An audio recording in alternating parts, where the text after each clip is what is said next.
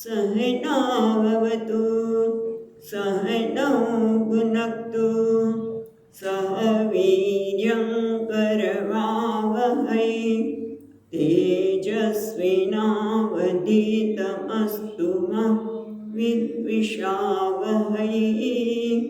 ॐ शान्ति शान्ति शान्तिः। ॐ पूर्णमदः पूर्णमिदं पूर्णात् पूर्णमुदच्यते पूर्णस्य पूर्णमादाय पूर्णमेवावशिष्यते।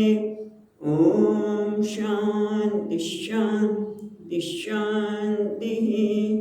श्रुतिस्मृतिपुराणानाम् आलयं करुणालयं नमामि भगवत्पादं शङ्करं लोकशङ्करं शङ्करं शङ्कराचार्यं केशवं बादरायणं सूत्रभाष्यकृतौ वन्दे भगवन्तौ पुनः पुनः। ईश्वरो गुरुरात्मेति मूर्तिभेदविभागिने व्योमवद्व्याप्तदेहाय दक्षिणामूर्तये नमः। ॐ पार्थाय प्रतिबोधितां भगवता नारायणेन स्वयं व्यासेन ग्रथितां पुराणं मुनिना मध्ये महाभारतम् अद्वैतामृतवर्षिणीं भगवतीम् अष्टादशाध्यायिनीम् अम्ब त्वामनुसन्दधामि भगवद्गीते भगवद्वेषिणीम्। यं ब्रह्मा वरुणेन्द्ररुद्रमरुतः स्तुन्वन्ति दिव्यैस्तवैः वेदैः साङ्गपदक्रमोपनिषदैः गायन्ति यं सामगाः। ध्यानावस्थिततद्गतेन मनसा पश्यन्ति यं योगिनः यस्यान्तं न विदुःसुरासुरगणाः देवाय तस्मै नमः।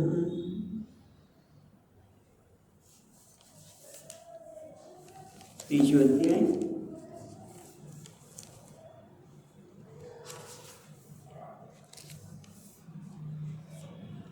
चालीस श्लोक लिखी दिए तो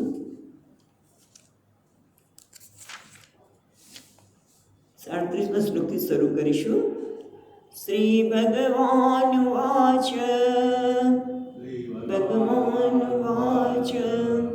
काम एष क्रोध एषः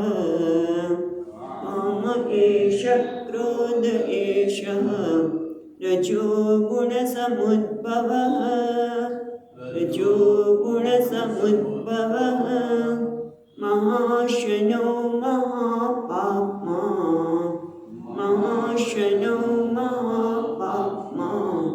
विद्येनामिह वैरिणं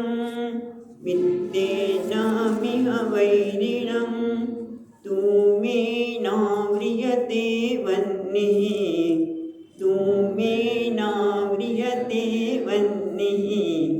यथादर्शो मलेन च यतोऽल्बेनावृतो गर्भः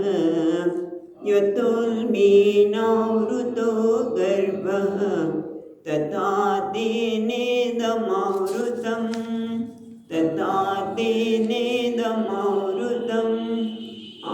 आवृतं ज्ञानमेतेन आवृतं ज्ञानमेतेन ज्ञानिनो नित्यवैरिणा ज्ञानिनो नित्यवैरिणा कामरूपेण कौन्तेय कामरूपेण कौन्तेय दुष्पुरेणानलेन च दुष्पुरेणानलेन च इन्द्रियाणि मनोबुद्धिः इन्द्रियाणि मनोबुद्धिः अस्याधिष्ठानमुच्यते अस्याधिष्ठानमुच्यते एतैर्विमोह्यत्येष एतैर्विमोहयत् एष ज्ञानमावृत्य देहिनं ज्ञानमावृत्य देहिनं એને અર્જુને જ્યારે પૂછ્યું કે ભગવાન માણસ પાપ કરવાનું કોઈ ઈચ્છે જ નહીં, કોઈ ક્રોધ કરવા ઈચ્છે જ નહીં, બરાબર છે ને? કોઈ ક્રોધ કરવાનું ઈચ્છે જ ના. તમે જો મન જ્યારે શાંત હોય, પ્રસન્ન હોય, અત્યારે જ વાત કરો. હું તમને બધાને કહું ચલો ક્રોધ કરો, ચલો ક્રોધ કરો, એમ તો હસે છે. ક્રોધ કરવાને બદલે હસે છે. કેમ? કારણ કે ક્રોધ એ આપણા હાથમાં નથી. ક્રોધ આપણા હાથમાં નથી, એ થઈ જાય છે. અને એટલા માટે અર્જુન કહે છે શું છે કે માણસ ખોટું કાર્ય કરે છે, પાપ કરે છે, એટલે ભગવાન એને બતાવે છે કે એનું કારણ છે કામ અને ક્રોધ. કામ એટલે ઈચ્છા નહીં, કામ એટલે ઈચ્છા તો બરાબર છે, પણ કઈ કામ એટલે જે ઈચ્છા મારા મનને વલોવી નાખે, આના વગર તો કંઈ ચાલશે જ નહીં.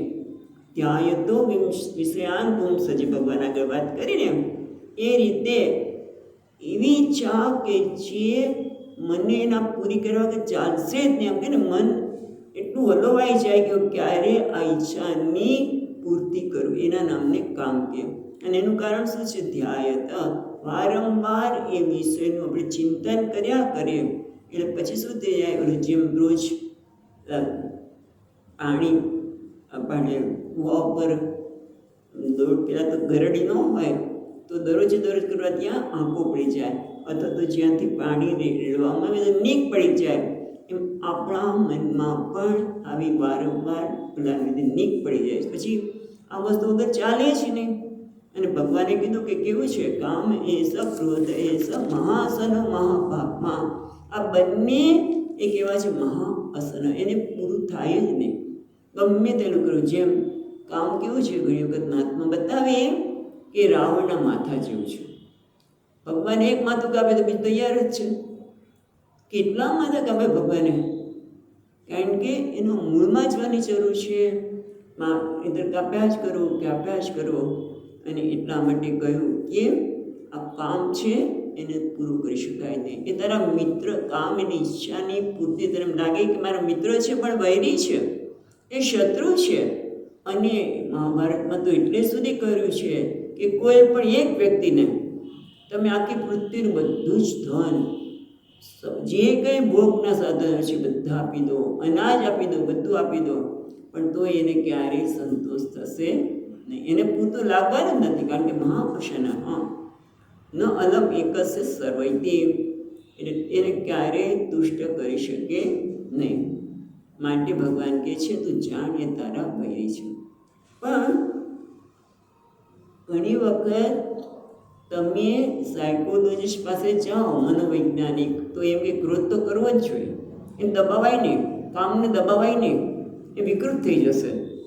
એવું નથી, એ પણ સમજવાની જરૂર છે. કારણ કે એને સમજણ દબાવવાનો નથી, પણ એને સમજણપૂર્વક ખાળવાનો છે વિવેક દ્વારા કે આ કામ છે એ મારા માટે વૈરી કેવી રીતે છે, ક્રોધ એ વૈરી કેવી રીતે છે, સમજવાની જરૂર છે. પણ તમે જુઓ કે કામ અને ક્રોધ, આપણે હમણાં જ વાત કરી કે કોઈ પણ વ્યક્તિનું ચાલે તો કોઈ ક્રોધ કરે નહીં, કોઈ પાપ કરે નહીં, કોઈ હિંસા કરે નહીં. એકદમ પ્રસન્ન હોય ત્યારે આપણે કોઈને દુઃખ થાય કંઈ કાર્ય કરતા નથી, હિંસા કરતા નથી, ખોટું બોલતા નથી. અને ભગવાન એ જ કહેવા માગે છે કે અર્જુન, તું ક્રોધથી પ્રેરાઈને તું આ લડાઈ ન લડીશ, કામથી પ્રેરાઈને, એટલે કે મને જ વિજય મળવો જોઈએ. તમે જો જ્યારે આપણે ફળને ખ્યાલમાં રાખીને કામ કરીએ ત્યારે કામ બરાબર થાય છે. પણ જે બોલા અમે પણ સુંદર વાત કરી છે વિનોદમાં ભાવે કે તમે કર્મ કેવી રીતે કરો, કર્મને ખ્યાલમાં રાખીને કરશો ને તો ક્યારેય હિંસા થઈ શકે નહીં. કારણ કે કર્મ એ હિંસા નથી, કર્મ એ હિંસા નથી કે અહિંસા પણ નથી. કર્મ પાછળની જે ભાવના છે એ હિંસા કે અહિંસા છે. 2 જણા છરી મારે છે, ડૉક્ટર પણ મારે છે અને કોઈ વ્યક્તિ પણ. પેલી વ્યક્તિને મારી નાખવા માટે મારે છે તો હિંસા છે.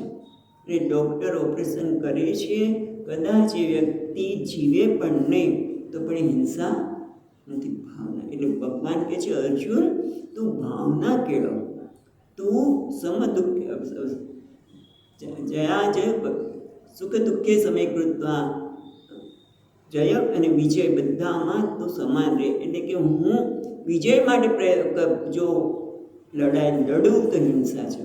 પણ ભગવાને મને આપ્યું છે કર્મયોગની આ જ ખાત છે ને, વિનોબા ભાવે એ જ કે તમે કર્મ કરો ત્યારે જેમ ખેડૂત હોય ને, ખેડૂત છે એ જ્યારે બી વાવણી કરે ત્યારે ઊંડા નાખે બીને, પણ એટલું જ નહીં એમાં ભીનાશ પણ હોય છે, બંને હોય ને, ઊંડા બીને ઊંડા નાખે અને સાથે સાથેમાં ભીનાશ પણ હોવી જોઈએ તો એ પાક મબલક થાય, એના ડુંડા સુંદર થાય. એ દરેક આપણે કર્મ કરીએ ત્યારે ઊંડા બી નાખવા એટલે શું, દરેક કર્મ સાવધાનીપૂર્વક કરીએ, સારામાં સારી રીતે કરીએ, જે આપણે સમજણ હોય હું સારામાં સારી રીતે કરું, આળસ ન કરું,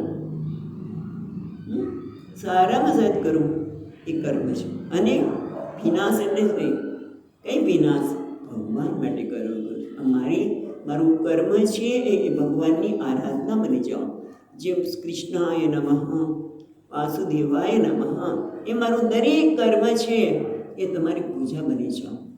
એક એક કર્મ મારી ભગવાનની પૂજા છે, એમાં ભક્તિ ભળે, સમર્પણ ભળે તો એ કર્મ દીપી ઉઠે. બસ ભગવાન એ કહેવા માટે કહે છે કે તારે એ પ્રકારે કર્મ કરવું હોય ત્યારે આ કામ અને ક્રોધ એ તારા માટે કેવા છે, શત્રુ છે. એ તને આ રીતે કર્મ કરવા દેશે નહીં. માટે સમજ, કર્મયોગ બહુ મહત્વની વસ્તુ છે. કર્મયોગ એટલે કર્મ કરતાં કરતાં જ આનંદની પ્રાપ્તિ કરવી. અને એટલા માટે ભગવાને કહ્યું કે આ કામ અને ક્રોધ તારા વિવેકને ગીરવે મૂકી દેશે અને એના કારણે તારું કર્મ મનુષ્યને થાય જેવું નહીં પણ પશુને થાય એવું થશે. માટે તુમે ના વ્રિયતે બંને યથા દર્શો મળેલ છે.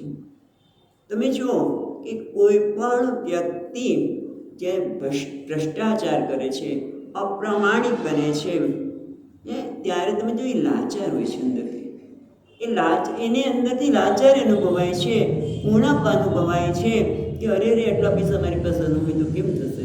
એ લાચાર થઈને કદાચ મારા છોકરાઓને ઘરના લોકો ફોર્સ કરતા હોય, લાચાર થઈને એ ઘણી વખત પૈસા લેતો હોય છે, ખોટું કરતો હોય છે. એટલે એની લાચારી છે, માટેના માટે સહાનુભૂતિ હોય, એની સાથે ક્રોધ કરવાનો ન હોય. ક્રોધથી ક્યારેક ક્રોધ કરીએ એટલે કામ ન થાય, બહુ સમજવાની જરૂર છે. પણ એનો અર્થ કે એને કરતા ચાલુ રાખવાનું ના, એ જે કરે છે એ સહાનુભૂતિને પાત્ર છે. માટે એની સાથે જે કંઈ દંડ કે જે કંઈ કરવાનો હોય ત્યારે પ્રતિક્રિયાથી નહીં, ક્રોધથી નહીં, પણ જે કરવાનું છે ત્યારે એ કરીએ, બહુ મહત્વનું છે. અને આપણે પણ એવું થાય, આપણાથી પણ કંઈ ખોટું કામ થાય તો શું કરવાનું, આપણે પણ સહાનુભૂતિને પાત્ર છે. ક્રોધ થઈ જાય, મેં કેમ ક્રોધ કર્યો, કેમ ક્રોધ કર્યો, મેં આમ કેમ કર્યું, એમ કરીને આપણી જાતને પોષવાની પણ જરૂર નથી, પણ એમાંથી બહાર નીકળવાની તો જરૂર છે. એનું એમ નથી કે તમે હંમેશા કરો. અને એટલા માટે એમણે 3 પ્રકારની વાત કરી. એક કામ છે શરૂઆતમાં આવ્યો હોય તો તમે જરા વિવેક કરો, જેમ ધુમાડો દૂર હટાવો એટલે અગ્નિ પ્રગટ થઈ જાય. કેટલાકમાં આપણે ગઈ વખતે જોઈએ પ્રમાણે અરીસામાં ધૂળ જામી હોય તો થોડો પ્રયત્ન કરવો પડે, સંકલ્પ કરવો પડે, સાવધાની કરવી પડે, અને કેટલીક વખત આપણે રાહ જોવી પડે. કેટલાક કામ એવા છે એના માટે જેમ ગર્ભ માટે બાળકની રાહ જોઈએ એમ રાહ જોવી પડે. અને ત્યાર પછી આપણે એ પણ જોયું, ભગવાને કહ્યું કે આ કામ અને ક્રોધ છે કેવા છે? આવૃત્તમ જ્ઞાનમ એતેન જ્ઞાનિનો નિત્ય વૈરિણ. આ કામ છે અને પેલા જન્મને લીધે જન્મ તો ક્રોધ કે લોભ, એ બધા કેવા છે? જ્ઞાની માટે વૈરી છે. કારણ કે આવૃત્તમ જ્ઞાનમ એતેન, આના વડે એ જ્ઞાનીનું વિવેકનું જ્ઞાન છે એ ઢંકાઈ જાય છે, એને જ્ઞાનથી વંચિત રાખે છે. વિવેકથી વંચિત. જ્ઞાન એટલે વિવેક. એને ખબર છે કે કામ મારા માટે કોઈ રીતે ઉપયોગી નથી, એ તો મહાઅશન છે, મહાપાપમાં છે, એવું પેલું જ્ઞાની એટલે અહીંયા વિવેકી એ જાણે છે. અને એટલા માટે આપણે ગઈ વખતે પણ વાત કરી હતી કે ગીતાનો સાધક છે એને તમે જો કે કોઈ પણ ખોટું કામ કરતા અથવા તો વારંવાર સાંભળ્યું હોય કે આનંદ તમારું સ્વરૂપ છે, અને બીજું કોઈ પણ ટીવી જોતો હોય કે કંઈ બહાર જતો હોય તે માણી પણ ન શકે. એને તો કરે રે મારાથી આ ન કરે. જેમ પેલો ડાયાબિટીસનો પેશન્ટ છે, મીઠાઈ ખાય ત્યારે પેલે ખાતો હોય પણ એને ખબર છે કે અમારાથી કરાય નહીં, અને પછી ખાઈ લીધા પછી જે પરિણામ આવે ત્યારે તો દુઃખી થાય. એને કઈ વખતે જોયું તો એ પ્રમાણે જે અવિવેકી છે એ કામના પૂરી થયા પછી જે દુઃખ આવે છે ત્યારે એના વિવેક જાગે છે કે મારા મેં આવું ન કર્યું હોત તો સારું હતું. પણ નાની જે વિવેકી છે એના માટે તો થતું હોય ત્યારે કંઈક ન કરાય. અને પેલું આવરણના લીધે બળજબરીથી પોતે કામનાની પૂર્તિ કરી લે છે. એટલા માટે નિત્ય વૈરી કીધું. પછી તો દુઃખ થાય, થઈ જાય થતું હોય ત્યારે ને પછી પણ. ત્યારે આપણે કઈ વખતે વાત કરી હતી કે તો એના કરતાં ગીતા ન સાંભળ્યું સારી, પણ ના, એવું નથી. સંતાપ છે, તાપ છે, એ તો માણસને કેવું છે, અગ્નિમાં તમે સોનું નાખો તો તપે એમ. વિવેકના કારણે ભલે શરૂઆતમાં નાની માટે એ વૈરી લાગતા હોય, નિત્ય વૈરી, પણ એક દિવસ એ વિવેક જ એને સોનાની જેમ પ્રકાશિત બનાવશે, શુદ્ધ બનાવશે. કારણ કે જાણે છે, ભગવાન પણ કહે છે અહીંયા કે કામ રૂપેણ કૌંતેય દુષ્પુરેણ અનનેન ચ. આ કામના ક્યારે પૂરી થવાની જ નથી. ઈચ્છાઓનો તો કીધું ને, રાવણના માથા જેવી છે. એક કપ તો બીજી તૈયાર જ છે, બીજા કપ તો ત્રીજી તૈયાર જ છે. અને અનલેન અગ્નિની જેવું છે, ન અનમ, એને ક્યારે સંતોષ થવાનો નથી. અને એટલા માટે એને નિત્ય વૈરી કહેવામાં આવ્યો. જો આવું હોય તો પછી શું કરવું જોઈએ? તો પછી ઇન્દ્રિય પહેલાં તો જાણવાની જરૂર છે કે આ શત્રુ છે એવું નક્કી થયું તો કે હા, કામના લીધે ઉત્પન્ન થતો ક્રોધ, અને એના લીધે માણસને પાપ, લોભ બધું થાય છે. માટે તારા શત્રુ છે એ જાણવું. પણ શત્રુ રહે છે ક્યાં? પહેલાં શત્રુનો બેઝ કેમ કહે ને કે શત્રુઓનું રહેઠાણ ક્યાં છે, આશ્રય ક્યાં છે, એ જો જાણી લઈએ તો ત્યાં એટેક કરી શકાય. બરાબર? બે ભક્તિ પણ જોયું તો આપણે તો શું છે, તો આપણે 40મો શ્લોક વાંચ્યો એ પ્રમાણે ઇન્દ્રિયાણી મનોબુદ્ધિ અસ્ય અધિષ્ઠાન ઉચ્યતે. આ બંને ઇન્દ્રિયો, મન અને બુદ્ધિ, આ 3 એના અધિષ્ઠાન એટલે આશ્રય સ્થાન છે. એની ત્યાં એમનું રહેણાંક છે, એમનું સ્થાન છે. માટે એ કહેવાય છે એ તૈહિ વિમોહયતી એષઃ જ્ઞાનમ આવૃત્ય દેહિનઃ. અને એટલા માટે આ 3 એના અધિષ્ઠાન છે, જે જ્ઞાનમ આવૃત્ય દેહિન, જે જીવાત્મા છે એના જ્ઞાનને આવૃત કરી દે છે અને એને મોહયતી એની પાસે ખોટું કામ કરાવે છે. આ 3 સ્થાન આપણે ગઈ વખતે બહુ વિસ્તારથી જોયું હતું કે પહેલું છે ઇન્દ્રિય. ઇન્દ્રિયો દ્વારા જ્યારે વિષયનો સંપર્ક થાય એટલે તરત જ એક મને આ વસ્તુ જોઈએ છે. અને એના માટે આપણે વાત કરીએ કે એડવર્ટાઇઝમેન્ટ, ટીવી, ન્યૂઝપેપર, બધું જ એ બધાનો સંપર્ક પેલા કોણ કરે છે? ઇન્દ્રિયો કરે છે. આંખ દ્વારા રૂપનો સંપર્ક, કાન દ્વારા શબ્દનો સંપર્ક, એમ સતત સંપર્ક તે દ્વારા ઈચ્છા જાગૃત થાય અને એને લીધે મનમાં બસ હવે તો સંકલ્પ થયા છે, મને આ વખત તો ચાલે નહીં, મન સંકલ્પ કરે અને બુદ્ધિ પછી એને મોહર મારે કે હા આમ તો થવું જ જોઈએ. બરાબર? તો હવે આવું જ્યારે મને ખબર પડી કે આ 3 એના 2 સ્થાન છે, આશ્રય સ્થાન છે, આ સ્થાન ઉપર ઓમ ઓમ ઓમ હું તમને કહું છું માં,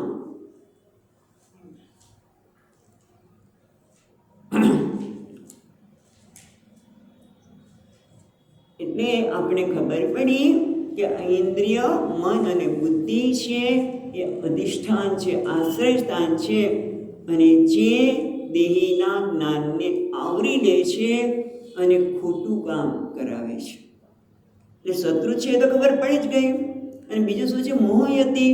અને મોહ એટલે વિચિત્ર, જે વસ્તુ છે એના કરતાં ખોટી વસ્તુ દેખાય એને કહેવાય મોહયતી. તો હવે આપણે શું કરવું જોઈએ? તો એના માટે 41મા શ્લોકમાં ભગવાન કહે છે, 41મા શ્લોક વાંચીશું, 3જો અધ્યાય 41મો શ્લોક. તસ્માત્ ત્વમિન્દ્રિયાણ્યાદૌ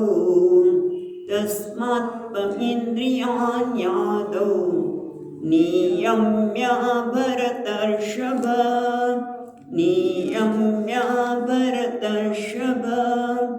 પાપ્માनं પ્રજહીહેनं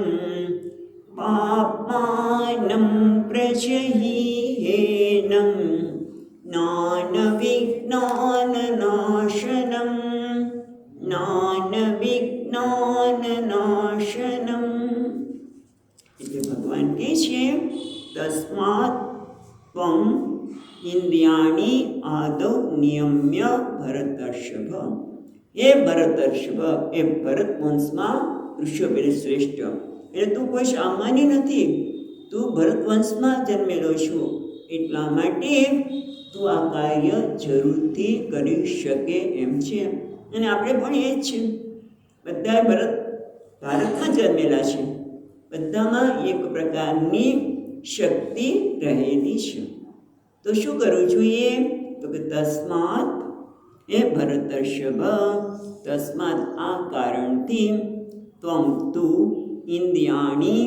ઇન્દ્રિયોને આદૌ નિયમ્ય એનું નિયમન કર, એના પર પ્રભુત્વ પ્રાપ્ત કર, એનું દમન કર.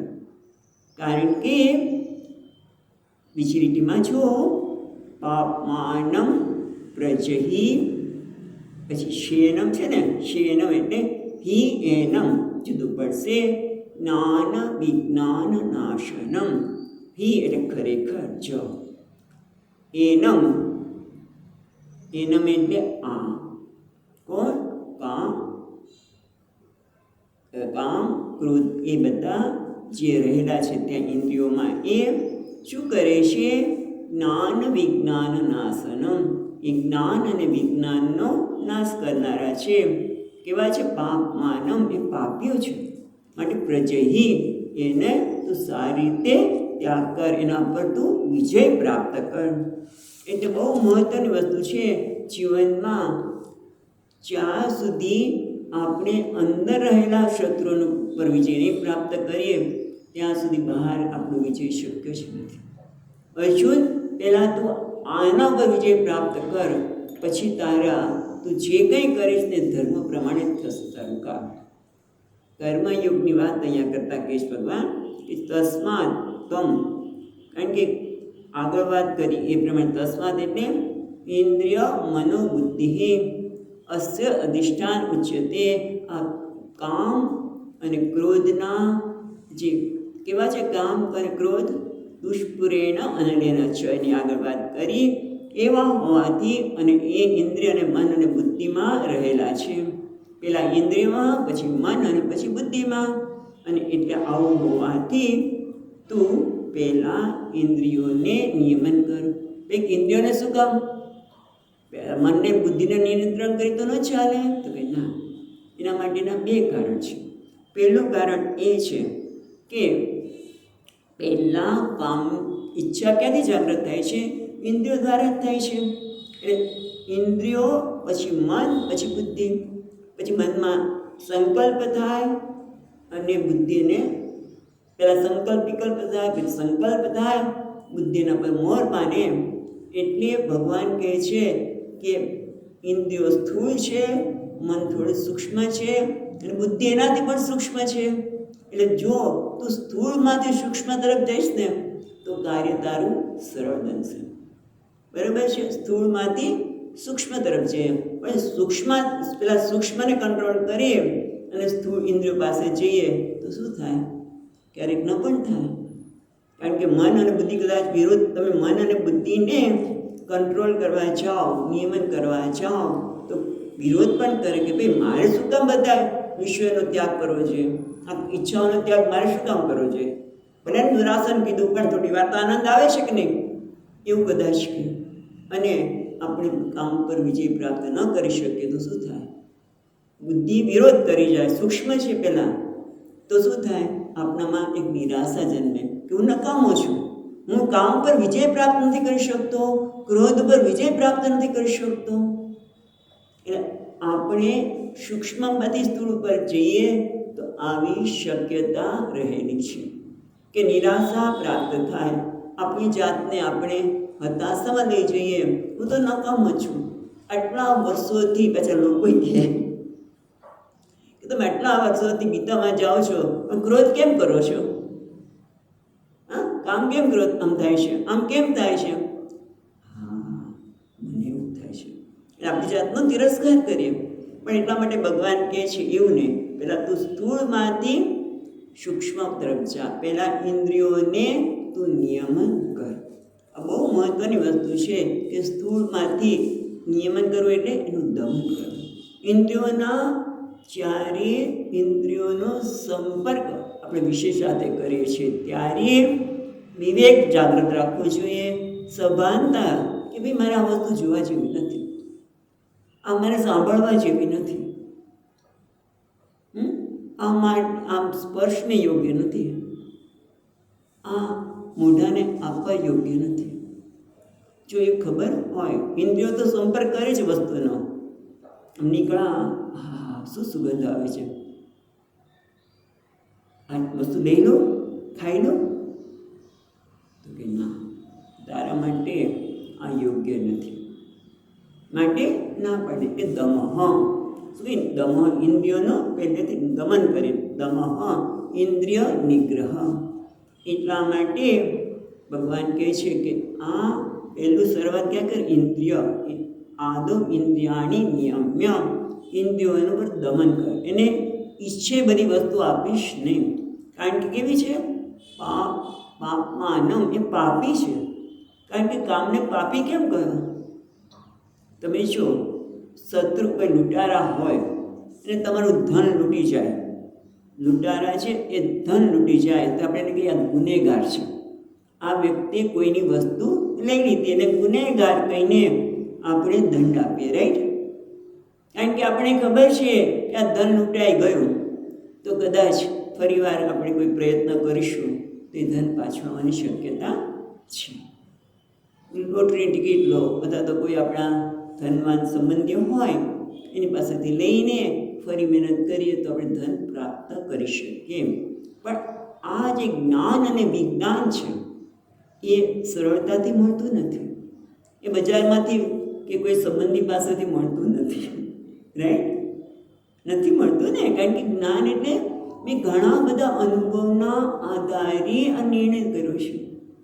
જ્ઞાન એટલે ઉપાર્જન કર્યું છે, ખૂબ મહેનત કરી છે, અને વિજ્ઞાન એટલે એને આત્મસાત કર્યું છે. હમણાં ભગવાન ભાષ્યકાર કહેવાના છે, જ્ઞાન એટલે શાસ્ત્રનું જ્ઞાન, અને વિજ્ઞાન એટલે શાસ્ત્ર કહે છે તું પૂર્ણ છે, તું બ્રહ્મ છે.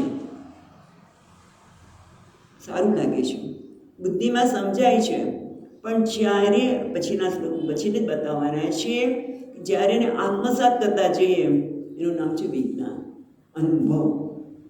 જ્ઞાન એટલે તમે જ્ઞાન પ્રાપ્ત કર્યું, પણ એનો અનુભવ કરીએ.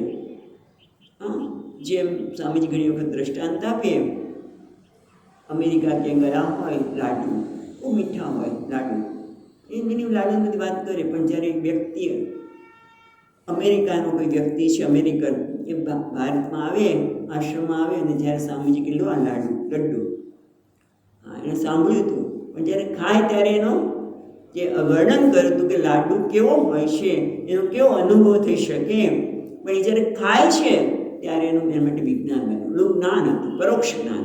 જ્ઞાન એટલે શાસ્ત્ર દ્વારા પરોક્ષ જ્ઞાન પ્રાપ્ત કર્યું, પણ જ્યારે એને આત્મસાત કરે ત્યારે વિજ્ઞાન. અને ભગવાન કહે છે આ કામ છે, જે ઇન્દ્રિયો મન અને બુદ્ધિમાં રહેલો છે, અને કામની પૂર્તિ ન થાય તો ક્રોધ, પૂર્તિ થાય તો લોભ, નહીંતર ભય, આ બધું જ જે છે એ શું કરે છે? પાપમાનમ, એ પાપી છે, એ પાપી છે, માટે એને પ્રજહી, એને તો દૂર કર. અને એના માટે શરૂઆત કરવાની છે ઇન્દ્રિયો દ્વારા. જેમ કઠોપનિષદમાં પણ સુંદર રૂપક આપે છે કે આ શરીર છે એ આપણને એક યાત્રા માટે મળેલું છે. આ શરીરમાં આત્માનમ રથિનમ વિદ્ધિ શરીરમ રથમેવ તું. આ શરીર તો રથસ્થાનીય છે, ઇન્દ્રિયો ઘોડા સ્થાનીય છે, મન છે લગામ, બુદ્ધિ છે એની સારથી. સારથી એટલે જે નિર્ણય કરે કે આમ કરવું જોઈએ, આ ન કરવું જોઈએ, આ શ્રેયસ છે, આ પ્રેયસ છે. બુદ્ધિ દ્વારા નક્કી થાય કે તું જે કરે છે તને જ્ઞાનના માર્ગે લઈ જશે કે પ્રેયસના માર્ગે લઈ જશે. પ્રેયસ તો તને ગરતામાં નાખવાનો છે, સંસારમાં રાખવાનો છે, દુઃખીને દુઃખી જ રહેવા દેવાનો છે. ક્યારેક સુખની અનુભૂતિ થાય પણ પાછા એમાં ને એમાં આવી જવાનો છે. એટલે બુદ્ધિ નિર્ણય કરે, મનને એને કે ના ભાઈ તારે આ બાજુ જવાનું નહીં. પણ મન શું કરે? મન આત્મા લગામ છે, અને ઘોડાઓ કોણ છે? ઇન્દ્રિયો. કારણ કે ઘોડાનો સ્વભાવ જ હોય કે જ્યાં ઘાસ હોય ત્યાં દોડવાનું જ છે. જ્યાં એને ઇન્દ્રિયો પે ઘોડાને જ્યાં વિષયો જોવે અને એમાં રાગ હોય એટલે તરત દોડે, આ જોઈએ છે, આ જોઈએ છે, આ સાંભળવું છે, આમ કરવું છે. હા, એને ઇન્દ્રિયો તો ઘોડા સ્થાનીય છે, માટે એને મનરૂપી લગામ લગાવ.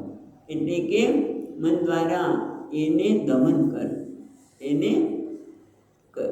એને માગે આપવાનું નહીં. જેમ આપણે ઘણી વખત કે છોકરા માગે બધું ન આપવાનું હોય, એના માટે શું યોગ્ય છે આપો, બધું આપવાની આવશ્યકતા નથી. દ જે આપણે સાંભળ્યું છે એ કે પ્રજાપતિ બધું દમન કરો. એટલા માટે ભગવાન પણ અહીંયા કહે છે કે તું ઇન્દ્રિયોને જ પહેલાં દમન કર, કારણ કે પાપમાનમ, એ પાપી છે. આપણા ગુજરાતીમાં કહેવત છે, શું છે? રોગ અને શત્રુને ઉગતા ડામી દેવા. રોગ અને શત્રુને ઉગતા ડામી દેવા. ડાયાબિટીસની જે જ ખબર પડે કે કેન્સર થયું છે ખબર પડે, પછી વધી જાય, પછી જેમ હમણાં જ કોઈ કહેતું હતું કે દેખાતું નહોતું, પણ મેં કહ્યું કે તમે દવા કરો, કરી જ નહીં તો શું થયું? પછી આંખ તમને એ આંખ તમારું કામ નહીં કરે. ઉગતા જ ડામી દઈએ તો ખબર જ પડી, ત્યારે દવા કરી લઈએ તો પછી થાય જ નહીં. કે રોગ અને શત્રુને ઉગતા જ ડામી દેવા જોઈએ. એ રીતે આ કોણ છે? કામ એ શત્રુ છે. દુરાસનમ, દુષ્પુરેણા, એ પૂરો પણ મુશ્કેલ છે, એ વૈરી છે એવું ભગવાન સ્પષ્ટ કહે છે. એ તારો શત્રુ છે, માટે શું કરવું જોઈએ? કે ઇન્દ્રિયો છે એને જ પહેલાં એક માગે ત્યારે ઇન્દ્રિયોને બધી આપવાનું છે. અને એટલે કીધું સ્થૂળમાંથી સૂક્ષ્મ તરફ. પછી મનને પણ સમજાવવું જોઈએ. શું દુઃખ, આપણે અહીંયા કહીએ દુઃખ દોષાનું દર્શનમ. આ ઇન્દ્રિયોમાં કેવું છે? બહુ દુઃખ રહેલું છે. કોઈ ઇન્દ્રિયો દ્વારા જે વિષયની પ્રાપ્તિ કરવામાં આવે છે, વિષયની પ્રાપ્તિ કેવી છે? દુઃખદાયક છે. તને પરતંત્ર બનાવશે, તને અસહાય બનાવે છે અને તારી પાસે ન કરાવવાના કામ કરાવશે. એવું તો મન દ્વારા એને સતત સમજાવી બુદ્ધિ દ્વારા વિવેક કરાવવાનો છે. હા, એટલે એકવાર આપણે સમજવાની જરૂર છે કે ઈચ્છા ઊભી થઈ એટલે બધી ઈચ્છા પૂરી કરીને દમ. એટલે ભગવાન કે ઇન્દ્રિયાણી આદવ નિયમ્ય. હે ભરતર્ષભ, તું તો ભરતર્ષભ છું, તું તો ભરતવંશમાં શ્રેષ્ઠ છું, માટે તું સભાનતાપૂર્વક એને ધામી દે, એને ઈચ્છાની પૂર્તિ કરીશ નહીં. ઇન્દ્રિયો દ્વારા જે ઇન્દ્રિયો દ્વારા માગણી કરે એટલે બધી માગણી પૂરી કરી દમા નીકળ્યા. મેં કીધું ને કે આપણે પહેલાં ત્યાં પ્રવચન ચાલતા હતા, નીચોલા ગાંઠિયાવાળા, ગાંઠિયા કે બધા નાખીને બનાવે ને, એટલે આપણે થોડા ખાઈ લઈએ પછી જશું ઉપર સત્સંગ માટે, એ સત્સંગ પૂરો થઈ છે. એટલે એવું ઘણી વખત આપણી ઇન્દ્રિયો છે એ આપણે નીકળ્યા હોય ભગવાનનું ભજન કરવા અને બીજે લઈ છે, માટે એને ત્યાં દામી દે. અને એટલા માટે કે એ સેવા છે જ્ઞાન વિજ્ઞાન નાશનમ, એ તારા જ્ઞાન અને વિજ્ઞાનનો નાશ કરે છે. જે હમણાં વાત કરી એ પ્રમાણે આ વસ્તુ સરળતાથી મળતી નથી. ખૂબ સત્સંગ કર્યો હોય ત્યારે આ જ્ઞાન અને વિવેક જન્મે અને સતત કે તું એ છે, તું પૂર્ણ છે, પરોક્ષ જ્ઞાન છે. અને જ્યારે એ સત્યને હમણાં પછીના મંત્રમાં બતાવીશ છે આપણને, એ સત્યને આપણે જોઈએ ત્યારે આપણું વિજ્ઞાન બને છે. પણ આ કામ એ તારા શત્રુ હોવાના લીધે એ તને લૂંટી લે છે. પાપમાનમ, માટે પ્રજહી એનમ, આને પ્રજહી પ્રકર્ષેણ, સારી રીતે એને જયહી, એને માર, એ શત્રુનો સંહાર કર. કારણ કે જ્ઞાન અને વિજ્ઞાનનો, એટલે જ્ઞાન એટલે પરોક્ષ અને વિજ્ઞાન એટલે અપરોક્ષ જ્ઞાન, એને દૂર કરનારા છે. કારણ કે તું શ્રેયાથી છે, શ્રેય પ્રાપ્તિ હેતુત્વાદ, તારે જે શ્રેય માર્ગે જવું છે એનો માર્ગને માં અવરોધ ઉત્પન્ન કરનાર છે, એનો નાશ કરનાર છે. માટે તું એના માટે શરૂઆત ક્યાંથી કર? ઇન્દ્રિયોથી. ઇન્દ્રિયોમાં દમન. ચાલો, ઇન્દ્રિયો પર દમન કર્યું, મનને સમજાવ્યું, બધું કરીએ, બુદ્ધિમાં નિર્ણય પણ થાય, પણ છતાં આકર્ષણ તો રહેવાનું છે. જેમ બીજા અધ્યાયમાં શું કહે છે? પરમ દ્રષ્ટવા નિવર્તતે. કયો શ્લોક છે? જો મને કોઈ જોઈને કહો. બીજા અધ્યાયનો પરમ દ્રષ્ટવા નિવર્તતે. ચલો જો મને કહો શ્લોક નંબર. અને એ પણ સ્થિત પ્રજ્ઞાના લક્ષણમાં આવે છે. ચાલો એટલે સુધી કહી દીધું. હા, હવે તમે મને જોઈને કહો કે કયો શ્લોક છે. પરમ દ્રષ્ટવા નિવર્તતે.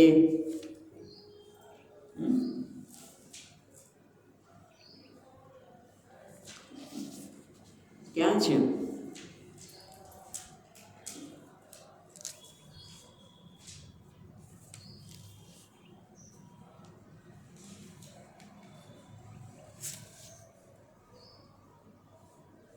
ના, સ્થિત પ્રજ્ઞ લક્ષણ પહેલાં આવે છે. ઓકે, એમાં નથી આવતો. હમણાં સ્થિત પ્રજ્ઞ છે, ચાલે છે એટલે યાદ રહ્યું. આ વિષયાવિનિવર્ત સ્થિત પ્રજ્ઞમાં જ છે. આપણે રાખીએ 59માં શ્લોક. વિષયાવિનિવર્તન્તે નિરાહારસ્ય દેહિનાં રસવર્જ્યમ રસોપ્યસ્ય પરમ દૃષ્ટવા નિવર્તતે. ભગવાન ત્યાં પણ વાત કરી કે વિષયાવિનિવર્તન્તે નિરાહારસ્ય દેહિનાં, તમે જે તમે આહાર ન કરો તો વિષય જતા રહે. જેમ બીમાર વ્યક્તિ છે એ ખોરાક ન લેતો એને એક નાની છે એવું કહી શકાય નહીં, કારણ કે રસ રહ્યો છે.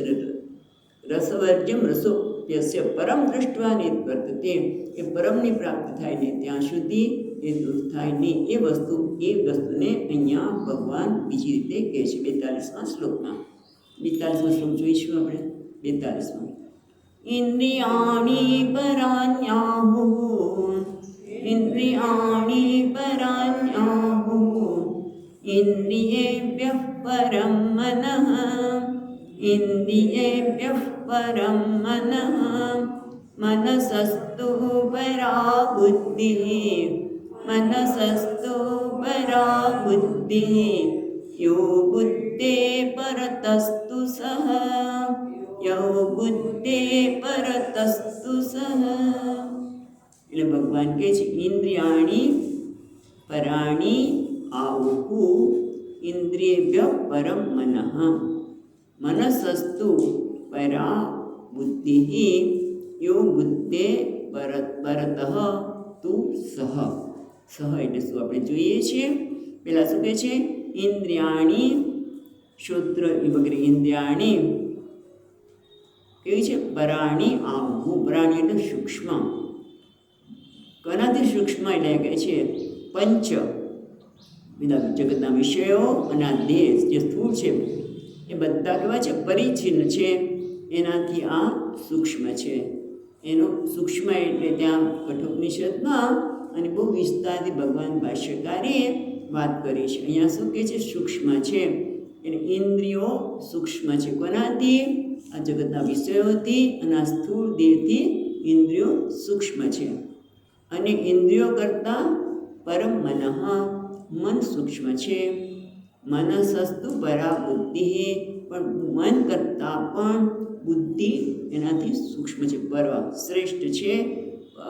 પરા એટલે પર છે, શ્રેષ્ઠ છે. યો બુદ્ધેહે પરહતુ પરતઃ તુ સહ.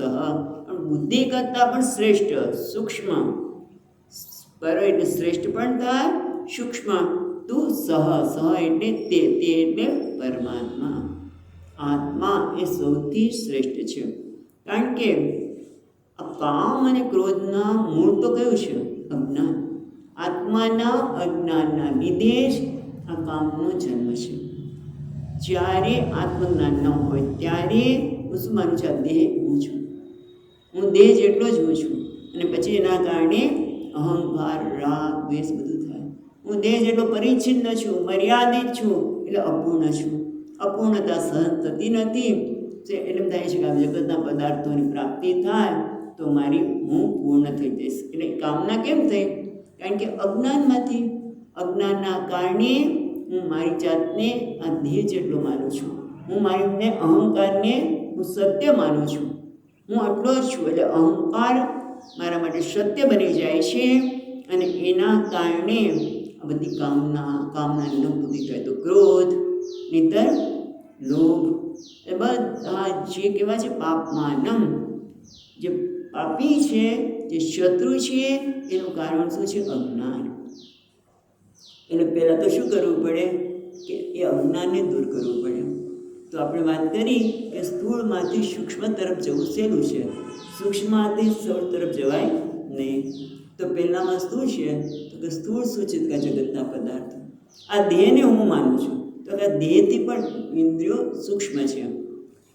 ઇન્દ્રિયો બધી શરીરના બધા સ્થળ પર વાપરે છે. દેહના એક અંગ પગ છે ત્યાં હાથ નથી, હાથ છે ત્યાં પગ નથી. તો જગતના વિષયોના સંદર્ભમાં જો તો જગતના વિષયો બાહ્ય છે, ઇન્દ્રિયો અંદર છે, એટલે સૂક્ષ્મ છે. એટલા માટે તારું મન સ્થૂળમાંથી સૂક્ષ્મ તરફ લઈ જાય. ધ્યાન કર કે જગતના પદાર્થો કરતાં સૂક્ષ્મ શું છે? તો ઇન્દ્રિયો. પણ ઇન્દ્રિયો કરતાં પણ સૂક્ષ્મ શું છે? ઇન્દ્રિયો ક્યારે કાર્ય કરી શકે? જ્યારે મન એની પાછળ હોય ત્યારે. બરાબર છે ને? ઇન્દ્રિયો કોઈ પણ વિષયનું જ્ઞાન ક્યારે પ્રાપ્ત કરે છે? જ્યારે એની પાસે મન હોય ત્યારે. નહીંતર વસ્તુ સામે પડ્યું હોય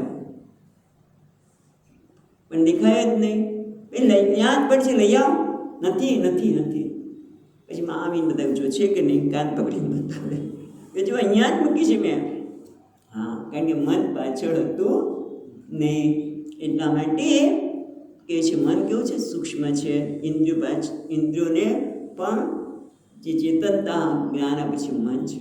પણ મનથી શ્રેષ્ઠ કોણ છે? બુદ્ધિ. જે નિર્ણય કરે છે, જે બધા ઉપર સિક્કો મારે છે. પણ આ બુદ્ધિ પણ જે ચેતન મનથી છે કોના ગણે છે? તો કે સ એટલે પરમાત્મા. એટલે આ કહે છે મનસ્સસ્તુ પરા બુદ્ધિ, એટલે બુદ્ધિ નિશ્ચયાત્મિકા તથા ય સર્વ દૃશ્યેભ્ય બુદ્ધિ અંતરતમેભ્ય દેહિનમ. આ બધાથી આ બુદ્ધિનો પણ જે દ્રષ્ટા છે કોણ છે? સહ એટલે દ્રષ્ટા. આ બુદ્ધિ જે કંઈ નિર્ણયો લે છે એનો પણ દ્રષ્ટા કોણ છે? આત્મા, પરમાત્મા. એ શ્રેષ્ઠ છે. એટલે ધીમે ધીમે એવં બુદ્ધેહે પરમાત્મા બુદ્ધવા જ્ઞાતા બુદ્ધિથી જ પરમાત્માને જાણ, બરોબર, શાસ્ત્ર દ્વારા. અને એ રીતે શું કરવાનું છે? સંસભ્ય આત્મના માત્ર જો છે ને. ઓકે, પછીના શ્લોકમાં જો છે એટલે આ રીતે પહેલાં તો તું આ સમજ કે ઇન્દ્રિયો કરતાં શ્રેષ્ઠ મન છે. એટલે વિષયનું ચિંતન કરતાં કરતાં આપણે ઇન્દ્રિયો પર મન ધ્યાન કેન્દ્રિત કરીએ. ઇન્દ્રિયો પરથી મન ઉપર લઈ છે, મનથી બુદ્ધિ ઉપર. અને બુદ્ધિનો પણ જે દ્રષ્ટા છે, બુદ્ધિને પણ ચેતન બનતી કહે છે. કોણ છે? એ આત્મા છે. આત્મા કેવો છે? બીજો અધ્યાય આખું એમાં જ આપ્યો છે ને કે આત્મા કેવો છે? જે નૈનમ છિન્નતિ શસ્ત્રાણી નૈનમ દહતિ પાવક નાહમ કૃતો ભાવ, એ ક્યાંય કરતા પણ નથી, એ તો પૂર્ણ છે. એ જે કંઈ ચિંતન આપણે આત્માના સંદર્ભમાં કર્યું છે એને યાદ કર, તો આ બધા જ જે કામરૂપ જે શત્રુ છે તારું એને એમાંથી તું મુક્ત થઈ શકીશ, તું એમાંથી બહાર આવી શકીશ. પણ પહેલાં શું કીધું? દમઃ, પછી શમઃ, બરાબર. પહેલાં દમઃ ઇન્દ્રિયોનો નિગ્રહ, પછી મનનો પ્રભુત્વ, મન અને બુદ્ધિ પર પ્રભુત્વ, અને છેવટે જ્ઞાન, છેવટે ધ્યાન દ્વારા જ્ઞાન કે આ ઇન્દ્રિયો વિષયના સંદર્ભમાં સૂક્ષ્મ છે. અને ધ્યાન કરતાં કરતાં આપણે મન ઉપર લઈ જઈએ, મન એનાથી સૂક્ષ્મ છે. મન કરતાં બુદ્ધિ, પણ બુદ્ધિનો પણ બુદ્ધિ બધાનું જે જ્ઞાન પ્રાપ્ત કરે છે, બુદ્ધિનો પણ જે દ્રષ્ટા છે એ આત્મા છે. એ કેવો છે? પૂર્ણ છે. એ અકર્તા છે, એને કોઈ છેદી શકતું નથી. જે બધા આત્મ સંદર્ભમાં જે કંઈ આપણે ચિંતન શીખી ગયા છીએ એને યાદ કરી અને આત્મતત્વનું જ્ઞાનમાં, એટલે વિજ્ઞાન, એટલે જ્ઞાનમ વિજ્ઞાન, જ્ઞાન જે પ્રાપ્ત કર્યું છે એ આપણું વિજ્ઞાન બને તો આપણે પરમ દ્રષ્ટવા નિવર્તતે. આપણે હમણાં જ વાત કરી ને કે પરમ દ્રષ્ટવા નિવર્તતે. જ્યારે પરમની પ્રાપ્તિ થાય, આત્માને જ્યારે જ્ઞાન થાય, એમ વાત કરે ભગવાનના દર્શન થયા, બધી વસ્તુ છૂટી જાય. જ્યાં સુધી ભગવાનને મળ્યા નથી ત્યાં સુધી વિભીષણ પણ વિચાર કરે છે કે ભગવાન પાસે જઈશ અને આ પ્રાપ્ત કરીશ, મને લંકાનું રાજ્ય મળશે. પણ લંકાનું રાજ્ય પણ અમને જોતું નથી. શુક્રીનું પણ એ થયું હતું કે ભગવાન મને એમ હતું કે હું વાલીને તો મારશો અને હું રાજા બનીશ, પણ મારી કંઈ ઈચ્છા જ નથી રહી. તમે જોયા પછી મારામાં કોઈ ઈચ્છા નથી રહી. એમ જ્યાં સુધી પરમાત્માને જાણ્યા નથી અને એમાં આત્મરૂપે જાણ્યા નથી ત્યાં સુધી બધી ઈચ્છા રહેવાની છે. એટલે પછી શું કહે છે? બુદ્ધિ તો પરતસ્ત, એને બુદ્ધિ પણ શ્રેષ્ઠ ગુણ છે આત્મા. અને એટલા માટે શું કરવું જોઈએ? પછીના શ્લોકમાં 43મા શ્લોકમાં કહે છે એવં બુદ્ધિ પરમ બુદ્ધ્વા, એવં બુદ્ધિ પરમ બુદ્ધ્વા સંસભ્યાત્માનમાત્મના, સંસભ્યાત્માનમાત્મના જહિ શત્રુમ મહાબાહો, જહિ શત્રુમ મહાબાહો કામરૂપમ દુરાસદમ, કામરૂપમ દુરાસદમ. એટલે ભગવાન કહે છે એવં બુદ્ધે પરમ બુદ્ધા સંસભ્યાત્માનમાત્મના જહિ શત્રુ મહાબાહો કામરૂપેણ દુરાસદમ. પહેલાં તો સમજવાની એ જરૂર છે કે ભગવાન એને કહે છે મહાબાહુ. મહાબાહુ એટલે જેના બાહુ વિશાળ છે, એટલે કે જે શક્તિશાળી છે. અર્જુનને એટલા માટે કહ્યું છે કે જે આંતરિક શત્રુ જે કામ છે એને નાશ કરવા માટે પરિપક્વતા જોઈએ, વૈરાગ્ય જોઈએ, સમજદારી જોઈએ. આ બધી જે સમજદારી આપીને એ બધી સમજદારી આવશ્યકતા છે. અને તો જ આપણે કામ ઉપર કેવો છે? દુરાસદમ. એને સમજવું બહુ મુશ્કેલ છે. ઈચ્છા આવે ખરી, પણ આપણે એમ દેખાય તમારી કલ્યાણ કરવાવાળી છે, શ્રેયસવાળી છે, પણ એ પ્રેયસ તરફ લઈ જઈ શકે. માટે પણ દુરાસદમ એને સમજવી મુશ્કેલ છે. અને એટલા માટે કેવું બનવું પડે? મહાબાહુ. એટલે વિશાળ બાહુ છે નહીં, પણ જેનામાં પરિપક્વતા છે, વૈરાગ્ય છે, જ્ઞાનને શાસ્ત્રને સમજવાની સૂક્ષ્મતા છે. ભલે ભણ્યાનું હોય તો ચાલશે, પણ સૂક્ષ્મતા તો બધામાં છે જ. સ્વામીજી બહુ સુંદર વાત કરી કે કદાચ આપણે સંગીત શીખવું હોય તો એના માટે આપણી લાયકાત હોય ખરી? નહીં હોય. ક્રિકેટર બનવું હોય પણ ક્રિકેટર બની શકીએ એવું શક્યતા નથી. સંગીતજ્ઞ બની શકીએ કે નહીં ખબર નથી, પણ જ્ઞાન તો બધા પ્રાપ્ત કરી શકે. જેમ તિલક મહારાજ કહેતા હતા ને, સ્વરાજ્ય બધાનો હક છે. સ્વરાજ્ય એનો શબ્દ શું છે? સ્વરાજ્ય સરસ શબ્દ વાપર્યો છે તિલક મહારાજે. બધાનો હક છે, એમ આ જ્ઞાન બધાને પ્રાપ્ત કરી છે. પણ એના માટે શું જોઈએ? ભણેલા નહીં હોય તો ચાલશે, પણ સૂક્ષ્મતા તો બધામાં છે જ.